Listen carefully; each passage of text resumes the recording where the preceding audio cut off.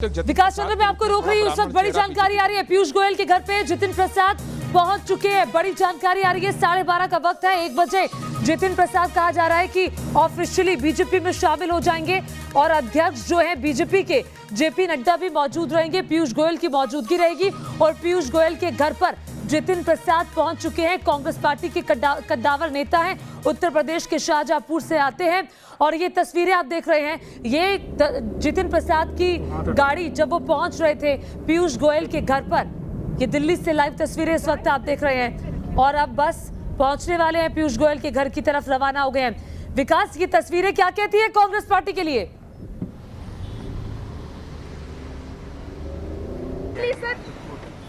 देखिए, कांग्रेस पार्टी की अगर बात की जाए और खासतौर पर बीजेपी की, तो एक बात आप देखें कि जब भी कहीं चुनाव होता है, चुनावी माहौल बनता है, तो ये बीजेपी की रणनीति का हिस्सा है। उसमें लोगों के पार्टी ज्वाइन कराने का दौर बीजेपी जानबूझकर शुरू करती है, उसके रणनीति का हिस्सा है। वो कोशिश करती है कि आगे जो भी है उसको पहले कमजोर करे और उनकी मजबूती को अपने पास लेकर के आओ। और जितिन प्रसाद के रूप में कांग्रेस को बड़ा झटका दिया है बीजेपी ने उत्तर प्रदेश में। हालांकि उत्तर प्रदेश की राजनीति को अगर हम देखें तो वहाँ कांग्रेस की स्थिति फिलहाल कमजोर है, लेकिन जितिन प्रसाद जो एक ऐसा चेहरा है कि अगर वो आएंगे तो उससे उनके इलाके में बीजेपी की स्थिति और भी मजबूत होगी। और एक तरीके से एक राजनीति में संदेशों का बहुत महत्व होता है। जितिन प्रसाद को लाकर के एक और तगड़ा संदेश कांग्रेस को बीजेपी ने दे दिया है। तो हम कह सकते हैं कि ये चुनाव के पहले उत्तर प्रदेश में बीजेपी की ये बड़ी सफलता है। और इस सफलता को बीजेपी की अगर हम बात करें, जो मेरे पास तक जानकारी आई है कि अभी और भी नेताओं को बीजेपी इनके पीछे पीछे लाने वाली है। यानी जितने भी उत्तर प्रदेश के चुनिंदा नेता हैं, उसको बीजेपी की कोशिश है कि चुनाव के पहले वो बीजेपी में आ जाएं, ताकि इनकी ताकत बढ़े और उनकी ताकत बिल्कुल खत्म हो जाए। तो एक सर्जिकल स्ट्राइक इसे कह सकते हैं। तो विकास, इस फहरिस्त में नाम किस किस का है? क्योंकि रीता बहुगुणा जोशी को हमने देखा था जब वो कांग्रेस से बीजेपी में शामिल हो गई थी, फिर उसके बाद वो उत्तर प्रदेश में योगी सरकार बनी, कैबिनेट में वहां शामिल हुई। अब जितिन प्रसाद का जिक्र तो काफी लंबे अरसे से होता आ रहा है। हालांकि आला कमान की तरफ से मान मनव्वल हो गया था, जितिन प्रसाद रुक गए थे, लेकिन मन तो था, मन के अंदर बात तो पहुंच गई थी। इसके अलावा और कौन से नाम हो सकते हैं जिनका जिक्र आपने किया?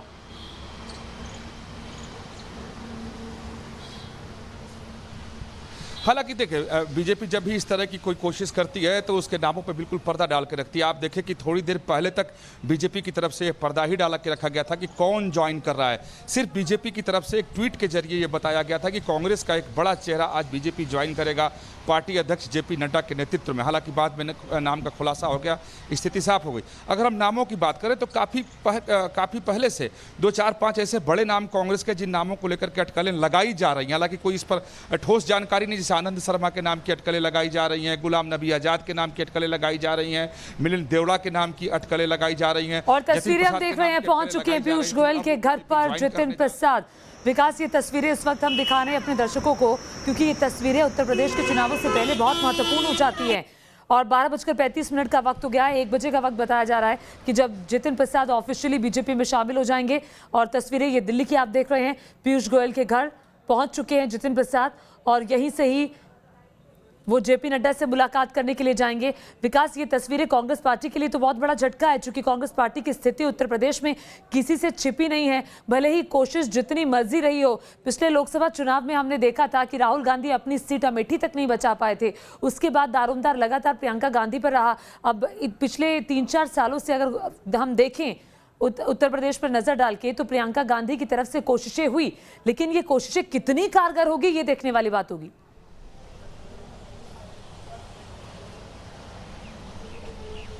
जी बिल्कुल सही बात है कि ये कोशिशें कितनी कारगर होंगी या हो सकती हैं, ये तो देखने वाली बात होगी। अगर वो कोशिश कारगर हुई होती तो शायद जितिन प्रसाद उनके दामन को छोड़कर बीजेपी के खेमे में नहीं आ जाते। देखिए, अगर राजनीति की बात करें तो उत्तर प्रदेश में कोई संदेह नहीं कि कांग्रेस बहुत कमज़ोर है और जो कुछ गिने चुने उम्मीद के चेहरे हैं कांग्रेस के पास, उन उम्मीद के चेहरों में से एक ही जितिन प्रसाद थे उत्तर प्रदेश में। अब उन्होंने भी साथ छोड़ दिया, अब वो बीजेपी के खेमे में आने की पूरी तैयारी कर चुके हैं। थोड़ी देर बाद वो बीजेपी की पर्ची उनकी सदस्यता की हाथ में होगी। तो कह सकते हैं कि झटका तो कांग्रेस को बहुत तगड़ा बीजेपी ने दिया है। और जब जो जानकारी मुझे है कि सिर्फ उत्तर प्रदेश में नहीं, पंजाब में भी बीजेपी तैयारी कर रही है कि वहाँ भी कुछ सेंधमारी कांग्रेस में की जाए और वहाँ के भी कुछ कांग्रेस के नेताओं को और अकाली के नेताओं को तोड़कर लाया जाए। जैसा मैंने पहले जब कह रहा था कि चुनाव के पहले बीजेपी की कोशिश रहती है कि जो सामने की पार्टी है उसमें से कुछ बड़े नेताओं को जरूर पार्टी में शामिल कराओ ताकि अगले की राजनीतिक स्थिति कमजोर बने। तो लेकिन अगर कांग्रेस की हम बात करें तो अगर राहुल गांधी की बात करें, प्रियंका गांधी की बात करें और जिस तरीके की तल्ख तेवर और आक्रामक राजनीति कांग्रेस काफ़ी दिनों से कर रही है बीजेपी के खिलाफ, वैसी स्थिति में इतने बड़े चेहरे को बीजेपी लाकर उनको एक संदेश भी दे दी और झटका भी दे दी। लेकिन विकास, सवाल एक और खड़ा होता है। जितिन प्रसाद उन 23 नेताओं में से शामिल हैं जो लगातार ये मांग कर रहे थे कि नेतृत्व परिवर्तन कांग्रेस पार्टी में अब होना चाहिए, अब बहुत सारे ठोस बदलाव होने चाहिए। उसी का एक चेहरा जितिन प्रसाद अब अलग हो चुके हैं, अब अलग राह वो अपनाने जा रहे हैं। तो कहीं ना कहीं ये जो एक तबका था जिन 23 नेताओं का, उसमें से एक जितिन प्रसाद थे, वो कांग्रेस पार्टी के लिए एक वहां पर सवाल खड़ा कर रहा था कि बदलाव करिए। अभी तक अगर 2014 से बात की जाए, जिस बदलाव की बात की जा रही है उस बदलाव की तरफ बढ़े भी नहीं है कांग्रेस पार्टी कि बदलाव हो। ऐसे में झटकों पर झटका क्या बताता है?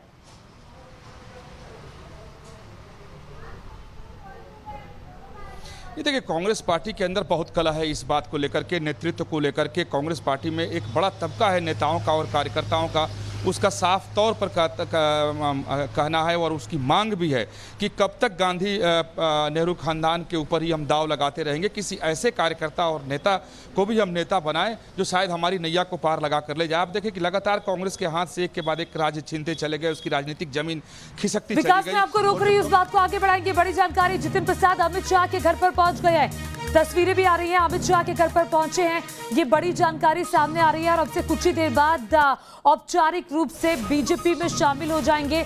बीजेपी की सदस्यता जितिन प्रसाद ग्रहण कर लेंगे। जितिन प्रसाद कांग्रेस पार्टी के नेता, लेकिन अब बीजेपी में शामिल होने जा रहे हैं। मोहित दुबे न्यूज नेशन संवाददाता और जानकारी के साथ जुड़ गए। मोहित, जितिन प्रसाद अमित शाह के घर पहुंच चुके हैं, बताइए और जानकारी क्या है? देखिए ज्योति, इस वक्त की सबसे बड़ी खबर हमें कह सकते हैं, कांग्रेस को एक बड़ा झटका लगा है जितिन प्रसाद के रूप में। जितिन प्रसाद वो नेता जो रहे हैं, जो राहुल गांधी के कॉकस के, राहुल गांधी के सिंडिकेट के नेता रहे हैं, अब वो भारतीय जनता पार्टी में शामिल होने जा रहे हैं। न्यूज नेशन के पास सबसे पहले एक खबर थी और सबसे पहले हमने दिखाया भी कि जितिन प्रसाद भारतीय जनता पार्टी में शामिल हो सकते हैं। उसके बाद आपको बता दें कि जितिन प्रसाद अपने घर से निकलते हैं, सीधे वो पीयूष गोयल के आवास पे जाते हैं और उसके बाद वो अमित शाह, गृह मंत्री अमित शाह के आवास पर जाते हैं। हमको ये समझना होगा कि आखिर जितिन प्रसाद भारतीय जनता पार्टी में शामिल क्यों हो रहे हैं और कैसे हो रहे हैं। सबसे पहले इसमें भूमिका किसने निभाई, आपको बता दें कि सबसे पहले इसमें भूमिका पीयूष गोयल ने निभाई। पीयूष गोयल जितिन प्रसाद के अच्छे दोस्तों में से एक रहे हैं, हमेशा उनसे बातचीत रही है। और आपको ये भी बताते चले कि आज से 15 दिन पहले उनकी बात गृह मंत्री अमित शाह से भी हो चुकी है फोन पे, उनकी बात भारतीय जनता पार्टी के अध्यक्ष जेपी नड्डा से भी हो चुकी है। उसके बाद से ही ये कवायद शुरू हो गई कि किस दिन और किस तरीके से जितिन प्रसाद को भारतीय जनता पार्टी में शामिल होना है। आपको बता दें कि यूपी की आबादी में करीब 10% ब्राह्मण है और जितिन प्रसाद ब्राह्मण है। ऐसे में भारतीय जनता पार्टी में जब वो शामिल होंगे तो आने वाले दिनों में उत्तर प्रदेश विधानसभा चुनाव के मद्देनजर भारतीय जनता पार्टी को एक फायदा हो सकता है। लिहाजा जितिन प्रसाद अब भारतीय जनता पार्टी का दामन और इस वक्त मैं मोहित आपको रोक रही हूँ, इस वक्त मेरे वरिष्ठ सहयोगी दीपक चौरसिया भी फोन लाइन पर सीधे जुड़ गए हैं। दीपक जी, क्या कहेंगे? बीजेपी ने कांग्रेस पार्टी पर आज बड़ी सर्जिकल स्ट्राइक कर दी है। जितिन प्रसाद के रूप में कांग्रेस पार्टी का बड़ा चेहरा आज बीजेपी में शामिल होने जा रहा है उत्तर प्रदेश चुनावों से पहले। जी हाँ, जितिन प्रसाद, और खासकर ये इसलिए भी महत्वपूर्ण है क्योंकि जितिन प्रसाद ब्राह्मण नेता माने जाते हैं, ब्राह्मण समाज से माने जाते हैं। और एक बड़ी सोशल इंजीनियरिंग जो भारतीय जनता पार्टी को उत्तर प्रदेश में करनी है वो जातिगत इंजीनियरिंग है, क्योंकि जिन जातियों को थाम के उत्तर प्रदेश में 303 सीटें भारतीय जनता पार्टी लेकर आई थी, उनका वो सोशल इक्वेशन वहां पर बिगड़ा हुआ है। ब्राह्मण समाज को थामने की बहुत ज्यादा कोशिश कांग्रेस पार्टी कर रही थी, समाजवादी पार्टी भी अपने ढंग से लगी हुई थी और बहुजन समाज पार्टी भी। तो जितिन प्रसाद एक ब्राह्मण चेहरा है, वो भारतीय जनता पार्टी के लिए सबसे बड़ा फायदा है। दूसरे सबसे बड़ा फायदा ये है कि वो राहुल गांधी की कोर टीम से आते हैं, राहुल गांधी की कोर टीम के सदस्य रहे हैं, प्रियंका गांधी के नजदीकी रहे हैं। इससे पहले लोकसभा चुनाव में भी वो लगभग भारतीय भारतीय जनता पार्टी ज्वाइन कर चुके थे, लेकिन उन्हें प्रियंका गांधी ने व्यक्तिगत तौर पर मनाया। और ऐसे समय गांधी परिवार का एक करीबी का आना, जब प्रियंका गांधी को पूरे चुनावों की जिम्मेदारी उठानी है, ऐसे समय जितिन प्रसाद का आना मेरे लिए एक महत्वपूर्ण बात होगी, एक पॉलिटिकल सिग्नल और पॉलिटिकल पोस्चरिंग देने के लिए। और जितिन प्रसाद को लाकर बीजेपी ने एक तरह से साफ कर दिया है कि उसने उत्तर प्रदेश चुनाव की तैयारी अभी से शुरू कर दी है।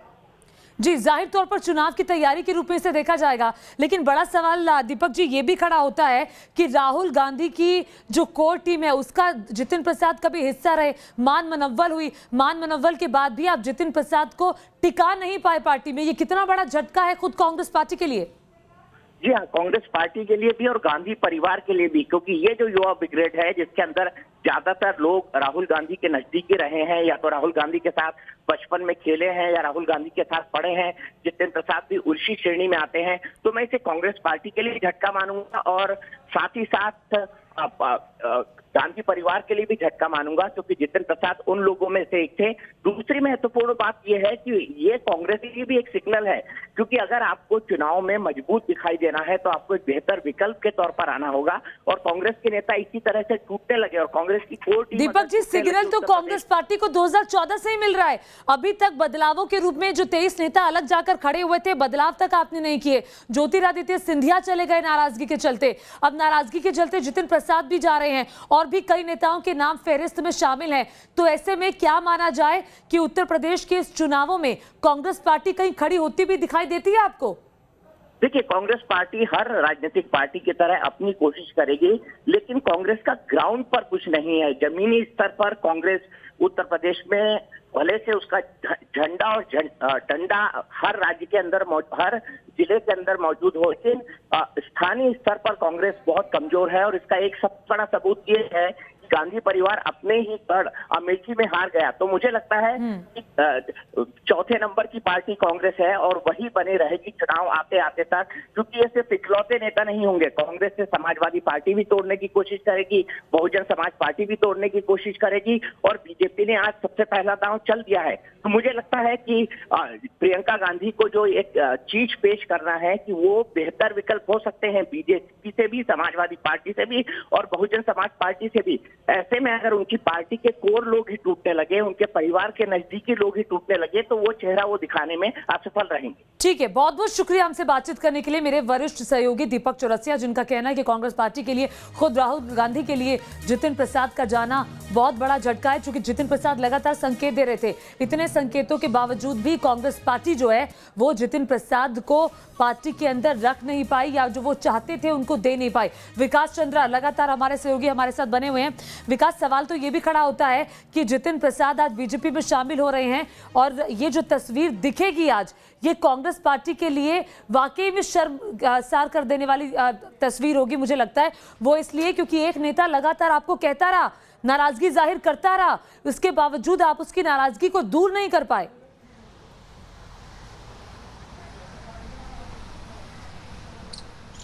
ये देखिए, सीधी सी बात है कि पता नहीं शर्म की बात तो नहीं, लेकिन उनको सदमा कांग्रेस को बहुत ज़्यादा लग जाएगा, क्योंकि उनके लिए सदमे की बात है कि कांग्रेस अपनी खोई हुई राजनीतिक जमीन को हर जगह तलाशने की कोशिश कर रही है, उसको अपने पास लाने की कोशिश कर रही है। और ख़ास तौर पर उत्तर प्रदेश की अगर बात करें तो लगातार राहुल गांधी हो, प्रियंका गांधी हो, वहाँ लगातार इन लोगों के पसीने बहाए जा रहे हैं कि ताकि किसी तरीके से पार्टी को उसका जनाधार मिल जाए, जो खोया हुआ जनाधार है वो जनाधार मिल जाए। तो कहाँ तक वो जनाधार बढ़ता, कुछ नए लोग जुड़ पाते, उल्टा इनके जो दिग्गज लोग हैं, इनको जो सबसे कारगर लोग हैं, इनके कोटरी के जो लोग हैं, अब वही धीरे धीरे इनका साथ छोड़ते चले जा रहे हैं। तो आप देखें कि जतिन प्रसाद के तौर पर एक बहुत बड़ा जो है कह सकते हैं कि लॉस कांग्रेस को हुआ है। और जो एक लेकिन विकास जी, जरा इस पर भी प्रकाश आप डालिए कि जिस सोशल इंजीनियरिंग का जिक्र दीपक चौरसिया कर रहे थे, जिस जातिगत समीकरण को साधने की बीजेपी कोशिश कर रही है, उसमें जितिन प्रसाद कितना फिट बैठते हैं और ब्राह्मण वोट बैंक के रूप में कितना फायदा वो बीजेपी को दे सकते हैं।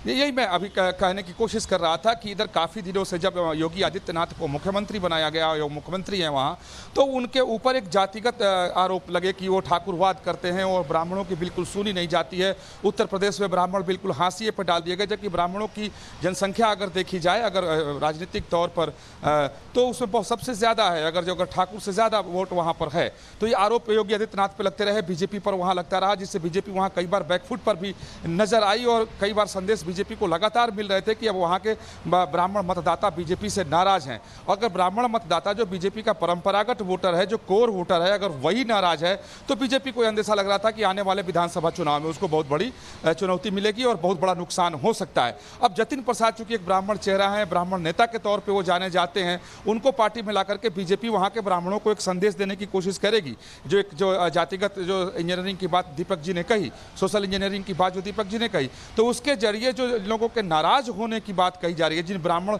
वोटरों के नाराज होने की बात कही जा रही है, तो एक जतिन प्रसाद के रूप में बीजेपी एक संदेश देगी कि देखिए एक बड़े ब्राह्मण नेता को हम लेकर के आए हैं और इनको हम उच्च पद और प्रतिष्ठा भी देंगे। ठीक है, इस तरीके से एक बीजेपी को फायदा तो हो ही सकता है, कुछ हद तक जतिन प्रसाद की वजह से नाराजगी भी कम होगी, एक अच्छा संदेश भी जाएगा, तो बीजेपी को इससे फायदा हो सकता है। ठीक है, बिल्कुल। अब उन तस्वीरों का इंतजार है जिसका जिक्र अब से कुछ ही देर पहले हुआ, जतिन प्रसाद के रूप में, कि वो कांग्रेस पार्टी छोड़कर बीजेपी का दामन थामने वाले हैं। 1 बजे का वक्त तय हुआ है कि जब बीजेपी अध्यक्ष जेपी नड्डा की मौजूदगी में बीजेपी की सदस्यता ग्रहण करेंगे जतिन प्रसाद। इस बड़ी खबर पर नजर लगातार बनी हुई है, लेकिन उससे पहले विकास के पास चलते हैं। हमारे सहयोगी लगातार बने हुए। विकास, आप कुछ कहना चाह रहे हैं?